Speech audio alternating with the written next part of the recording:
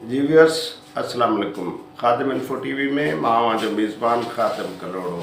Viewers असां सां हर भेरे कंहिं न कंहिं अहिड़ी शख्सियत खे मुलाक़ात कराईंदा आहियूं जंहिं पंहिंजे शोबे में कंहिं न कंहिं क़िस्म जो को कंट्रीब्यूशन ॾिनो हुजे। उन सिलसिले में इल्म दोस्त अदबी संगत खैरपुर जो सदर एडवोकेट आबिद सुमरो साहब असां सां गॾु आहे। इल्म दोस्त अदबी संगत केतिरे ई अरसे खां इल्म अदब लाइ पाण पतोड़े रही आहे। सिंधी ॿोलीअ जी तरक़ी तरवीज ऐं फैलाव लाइ उनजो हिकिड़ो कंट्रीब्यूशन आहे। इल्म दोस्त अदबी संगत पारां मुंहिंजो ख़्यालु आहे त सचल शनासी लतीफ़ियात तनक़ीद तारीख़ तसौफ़ ऐं सिंधी ॿोलीअ जो जेको निसाब आहे केतिरनि ई मौज़ूअनि ते सवनि जे तइदाद में पिणु किताब छपाया आहिनि। ऐं इल्म दोस्त अदबी संगत जे मुख़्तलिफ़ वक़्तनि ते डेमोक्रेटिक अंदाज़ सां उन्हनि जो जेको इलेक्शन थींदी रही आहे, चूंड थींदी रही आहे, जंहिंमें मुख़्तलिफ़ उहिदेदार जेके चूंडिया वेंदा रहिया आहिनि ऐं मुख़्तलिफ़ शाखुनि पारां पिणु इल्मी अदबी माहौल जेको आहे जुड़ियल आहे। त अॼु असां सां गॾु आहे एडवोकेट आबिद सुमरो साहब जेको खैरपुर में इल्म दोस्त अदबी संगत जो साल 2021 में सदर हुयो ऐं साल 2022 लाइ पिणु सदर जेको आहे मुंतख़िब कयो वियो आहे। ऐं मां उनखे सभ खां पहिरियां खादिम इन्फो टीवी में अचण ते भलीकार चवां थो ऐं गॾोगॾु उनखे उनजे साथियुनि खे नयूं ज़िम्मेवारियूं मिलण जूं मुबारकबाद ॾियां थो। आबिद साहब सभ खां पहिरियां तव्हांखे भलीकार चवां। महिरबानी खादिम साहब, वॾा वॾा तव्हांजा साईं। इहो ॿुधायो त इल्म दोस्त अदबी संगत जो तव्हां हिकिड़ा कारकुन रहिया हो, वरी तव्हां इल्म दोस्त अदबी संगत जे सदारत जे मनसब ते जेको आहे पंहिंजो आया हो ऐं गॾोगॾु हिकिड़ो टेन्यूअर तव्हां कंटिन्यू कयो, ॿिए टेन्यूअर में बि तव्हांखे ज़िम्मेवारी मिली आहे। त तव्हां जेको 2021 वारो साल तव्हांजो रहियो उन में तव्हांजी छा प्रोग्रेस रही, कहिड़ा कम कया, आख़िर उहो कहिड़ी तव्हां वटि गिदड़ सिंगी आहे जंहिंजे करे तव्हां खे ॿीहर जेको आहे पंहिंजो सदारत लाइ तंज़ीमी दोस्तनि जेको ज़िम्मेवारी ॾिनी आहे। साहब मां जॾहिं 2021 में कंटेस्ट करणु वञा पियो इल्म दोस्त अदबी संगत जी इलेक्शन, त हुन में दोस्तनि मूंखे बिना मुक़ाबिले सदर चूंडियो।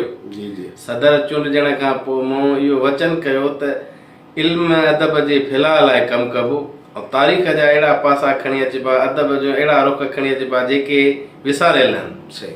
सो मूं इहो पको करे पहिरियों ई पंहिंजो कमु ॿोली कॉन्फ्रेंस जो ऐलान करे वरितुमि। ॿोली कॉन्फ्रेंस में बि लिसानियात अदब जो ॾाढो ॾुखियो ऐं महिनत तलब कमु आहे। सही। सो पहिरीं अल्लाह ताला जी महिरबानी सां उहा कामयाबु ॿोली कॉन्फ्रेंस कराईसूं। उन खां पोइ डात नंबर तव्हां उहा एडिटरशिप तव्हांजी एडिटरशिप में थी ऐं उहो जंग ऐं सिंध में मशहूरु थियो, हर माण्हू उनखे लाइक करणु लॻो। उन खां पोइ सिंधु तहज़ीब जे नाले सां जेका पेशावर में तव्हां कॉन्फ्रेंस कई उन में बि इल्म दोस्त जो कंट्रीब्यूशन रहियो।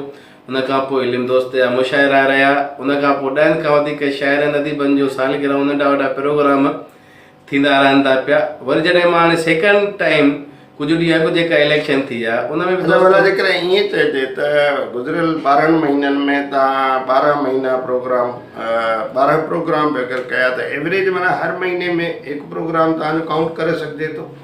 बिल्कुलु सर, हिकु प्रोग्राम कॾहिं कॾहिं उन खां वधीक बि थींदा रहिया आहिनि। त आबिद सुमरो साहब तव्हां 2021 जी वर्किंग पंहिंजी ॿुधाई, पर इहो ॿुधायो त 2022 में तव्हांजो कहिड़ियूं नेक नियतियूं हुन प्रोग्राम अदबी इल्मी जेके आहिनि उन्हनि जो छा को शेड्यूल डिज़ाइन कयो आहे या का उनखे तंज़ीमी हवाले सां छा तव्हांजो शेड्यूल हूंदो? खादिम साहब काफ़ी प्रोग्राम पाइपलाइन आहिनि, डिज़ाइन करे चुका आहियूं ऐं घणनि ते कमु करण जी ज़रूरत आहे। जंहिं मां इल्म दोस्त कन्वेंशन काल कंदासूं। उन खां पोइ जेको आहे सो पंहिंजो सिंध जा अकादमी तारीख़ी मकान जेको जिते तारीख़ी मकाला लिखाए दोस्तनि जा जेके मौक़े कनि वरी सेमिनार टाइप कराईंदासूं। वरी जेको आहे ॿोली नंबर ते ॿियो प्रोग्राम कंदासूं। टियों जेके बि मकाला उन्हनि कंपाइल करे कुझु दोस्तनि जा किताबनि तव्हां समेत दोस्तनि जे शाइरी जा किताबनि कहाणी जा किताबनि उन्हनि खे छपाईंदासूं। उनखां अलावा कोशिशि कंदासूं त जेके बि असांजे खैरपुर जा शाइर अदीब आहिनि या जिन जो थोरो नफ़रतूं शामिल आहिनि दिलनि में उन्हनि खे घटाइण जी कोशिशि कयूं ऐं पोइ हिकिड़ो माहौल पैदा कयूं जिते अदब जे वाज़िबी जे लाइ हर को पंहिंजे सां कमु आज़ादीअ सां कमु कंदो रहे। अच्छा आबिद साईं, तव्हां इहो ॿुधायो त पोएं टेन्यूअर ऐं हिन साल जो जेको आहे हिन में तजुर्बनि मां त तव्हांखे जेको आहे जेके मदे मुक़ाबिल तंज़ीमूं आहिनि या ॿियूं जेके अदबी क़िस्म जूं तंज़ीमूं आहिनि उन्हनि जे कम ऐं पंहिंजे कम खे जेकॾहिं तव्हां कंपेयर कयो था त कॉम्पिटिशन में केतिरो जेको आहे मज़ो आहे या परेशान थींदा आहियो या कॉम्पिटिशन कमु करण खे पंहिंजे लाइ आसान सम्झंदा आहियो? ज़ाहिर आहे कॉम्पिटेटर त आहिनि, हिन में को अरबी फारसी न आहे।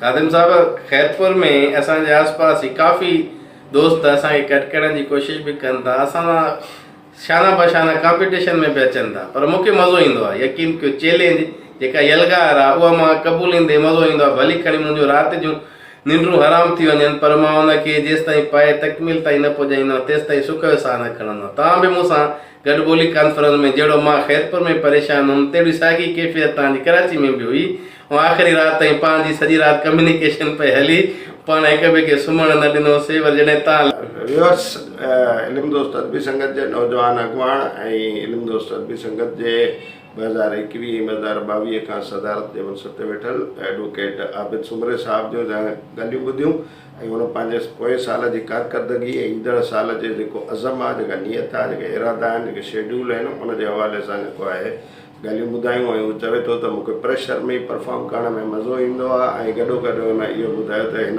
हलंदड़ साल हू इल्म दोस्त कन्वेंशन कराइण वेंदा ऐं गॾोगॾु तारीख़, तहक़ीक़ ऐं तहज़ीब जे हवाले सां हिकिड़ो वॾो को सेमिनार या एडिशन आणण जो पंहिंजो मूड रखनि था। ऐं गॾोगॾु चाहिनि था त खैरपुर में इल्मी अदबी जेको माहौल आहे उहो पिणु रचियल रहे ऐं ॿियनि दोस्तनि जे विच में जेके आहिनि डिफरेंसिस उनखे पिणु घटाइण जो जेको आहे अॼु हुननि हिते इज़हार कयो आहे। त असांजूं बि नेक तमन्नाऊं ऐं आबिद सुमरे साहब ऐं संदसि साथियुनि सां गॾु रहंदियूं। ऐं पंहिंजो ऐं दोस्तनि जो ख़्यालु रखिजो। असांजे खादिम इंफो टीवी खे लाइक कयो, सब्सक्राइब कयो ऐं दोस्तनि सां शेयर कयो। अल्लाह हाफ़िज़।